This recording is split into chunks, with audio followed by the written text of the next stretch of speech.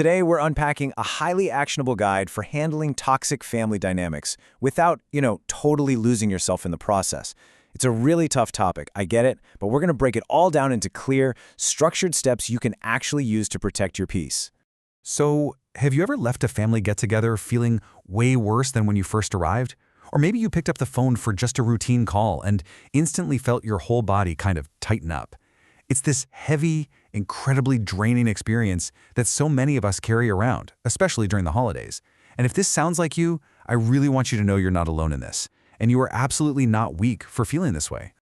You see, society loves to celebrate family. Movies, songs, they all tell us it's this constant, unconditional blessing. But, well, some of the absolute deepest pain a person can ever feel doesn't actually come from enemies. It comes from home. And honestly, nobody talks quite enough about what happens when a place that was supposed to feel safe basically becomes a trap, a place where care just gets twisted into constant criticism. Because of that, we need to make a really crucial mental shift here. Think of it like a broken water tap, right? If you keep going back to that same broken tap every single day expecting water, you're just going to leave thirsty. And we do this all the time with toxic family members. We wait around for them to change, expecting this grand apology that is never going to come. Accepting reality just means seeing things clearly and stopping that painful cycle, so you can finally protect your peace.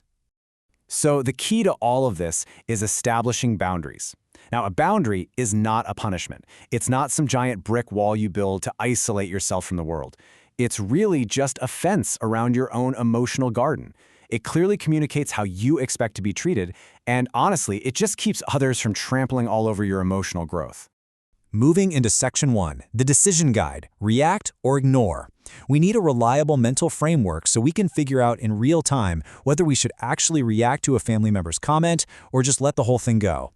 Let's walk through what we call the market bag checklist. Imagine you're walking through a market, and someone walks right up and drops this heavy bag on your back. Do you just carry it, or do you put it down? See, toxic family members are absolute experts at dropping these heavy emotional bags of drama or gossip right onto you, totally out of nowhere. So before you react, evaluate, is this my bag? Decide, did I pack it? And if the answer is no, act. Just put it down. It was literally never yours to carry in the first place. All right, Section 2, Daily Boundary Action Scripts. Because setting a boundary isn't usually some dramatic, cinematic announcement, it's actually built on really small, practical daily habits.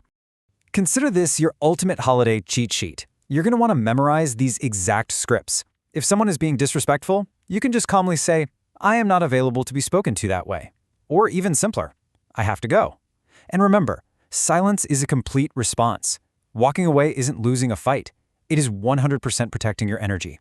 Because honestly, saying less prevents you from handing toxic people the ammunition they'll just try to use against you later. And this next part is absolutely vital. Stop explaining yourself. I mean it. Not everyone who asks you why actually wants an answer.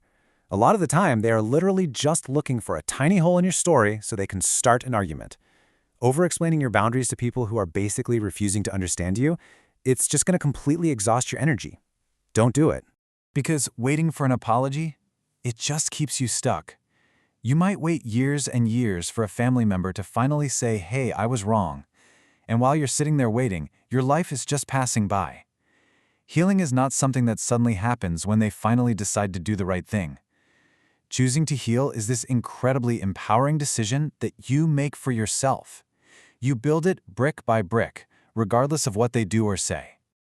Ultimately, it all comes down to one simple, completely unapologetic choice. I choose me. Self-respect begins right where people-pleasing ends. Wanting basic respect, just wanting to feel safe in your own family, is the bare minimum. It is not a selfish act.